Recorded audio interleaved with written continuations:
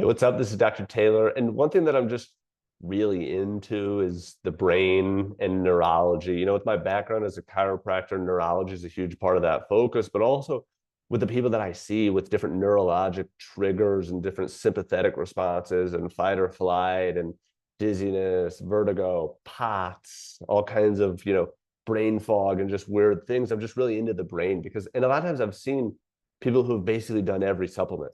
They've done detox protocols, they've done gut healing protocols, they've done different dietary strategies.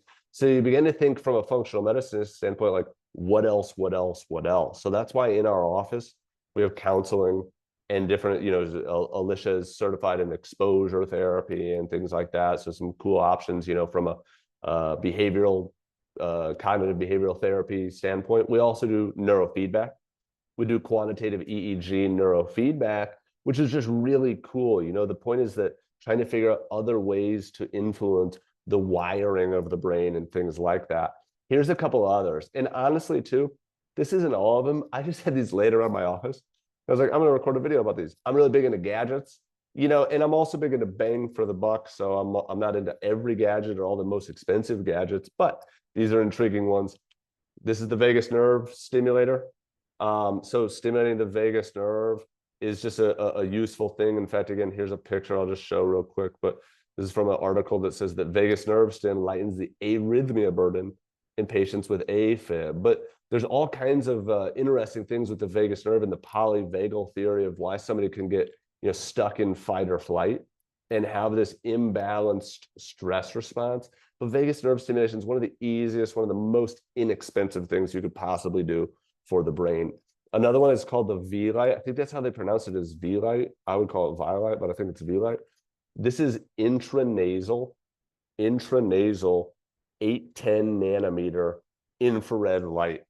So that sounds crazy, but I think more and more people are becoming aware of the research and science behind light therapies. We've got our infrared sauna, we've got our vitamin D lamp for UVB, we've got all kinds of different light therapy strategies, but this is intranasal, and the theory is that the photons, the infrared light, goes up the olfactory nerve and goes right into these deep areas of the brain. In fact, I'll show this picture of this is from Dr. Jill Krista, but I just happen to have this pulled up. But this is just saying how the olfactory nerve goes right into these deep midline areas of the brain, like the limbic system and the basal ganglia, and very associated with vagus nerve and things like that as well. But this is another device that I have and use. The third one is called a David Delight. We sell these, they're cool. I've got, I use them at home and things like that. But instead of pulling it out, I just pulled up the picture here on the internet. But this one's probably the most intense. Neurofeedback, again, as I mentioned, EEG neurofeedback is more than anything time consuming and expensive. This is kind of the next step down from this. It's called audio visual entrainment. So it even says here, I scrolled down so you can see the retail price.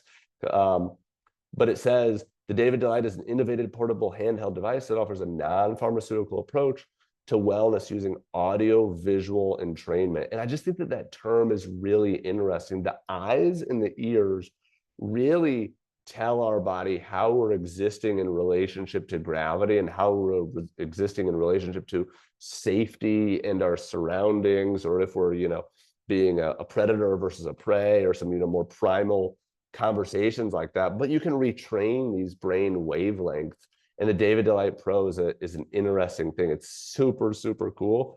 You can set it to a variety of different programs based on what you're trying to accomplish from a brainwave standpoint. If you're trying to speed up the brain's wavelength, might be a higher frequency program. If you're trying to slow down the brain's wavelength, then it might be a lower frequency program, or some of them work on symmetry or certain specific areas. But I just think that these devices are cool. And I just really think that anything for the brain is really cool. I think that vision therapy is really cool. I think the EEG and some of those things.